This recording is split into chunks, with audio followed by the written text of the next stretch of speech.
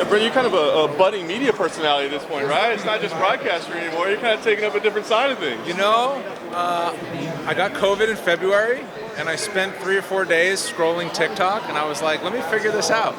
And I figured out that it's a heck of a lot of fun. And then Sean Strickland has to go and ruin it for all adult men who are on TikTok at the press conference today. But no, man, it's been fun to just branch out, do some different kinds of content, use my weird sense of humor in whatever way I can. Did you take Sean's comments personally today? You know, I'm planning a TikTok for later that will use it, and everything can just become content, as you guys know. Turn it all into something on a screen, and that's the world we live in. What's it like for you being here at the UFC Hall of Fame? I mean, being a part of this festivity. It's cool to do this, to do the red carpet. I've come to the Hall of Fame a couple of times when it was at the Pearl and stuff, but I was still the new guy enough where it was like, yeah, no red carpet treatment and any that sort of thing. But now it's like, you know, DC's going in, and now I'm starting to know all these people on a personal level that are starting to get into the Hall of Fame. So it's really cool. Call a handful of Cub Swanson's fights, and call Giga Chikadze and do all that sort of stuff. So the fact that I'm kind of immersed in the world and have been for several years now, it's a world I like being a part of. I was just going to ask a fun one. What fighter would you want to do a TikTok with? And what would your dance would it be? See, that's the misconception. It's not all dancing. If you know, my TikTok and Instagram has become a lot of clips from my podcast, and I'm kind of aligning myself as the Gary V of the UFC, if you will. So it's like any of the positive messages that so many of these fighters have. So what fighter would I want to do a TikTok with is, you know, I think I'm going to run into Uriah Faber tomorrow, and I just want to get the stories out there of what makes the fighters top level, because they're top level in a lot of different things, the ones that branch out and spread their wings a little bit. So I like kind of James Krause, like he's like this financial expert, you know, get a little bit of that. Josh Emmett's in the NFT space now and all that sort of stuff. So just, I like to share the information that they have in kind of 20-second forms.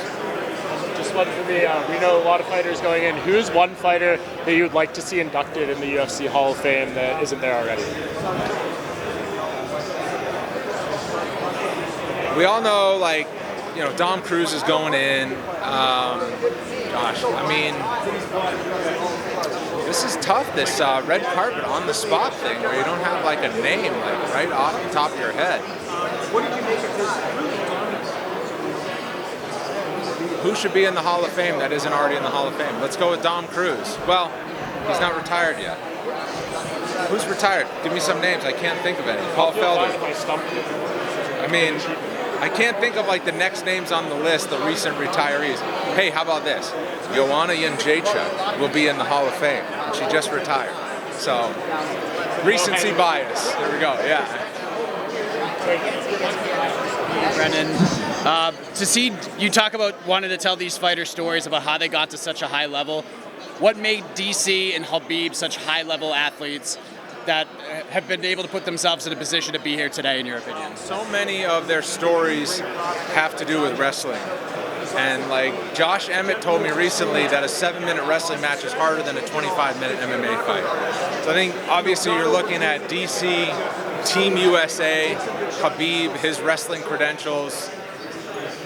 If you're in a wrestling room and if you go through that season and those practices, and they're not fighting 3 times a year, they're cutting weight weekly.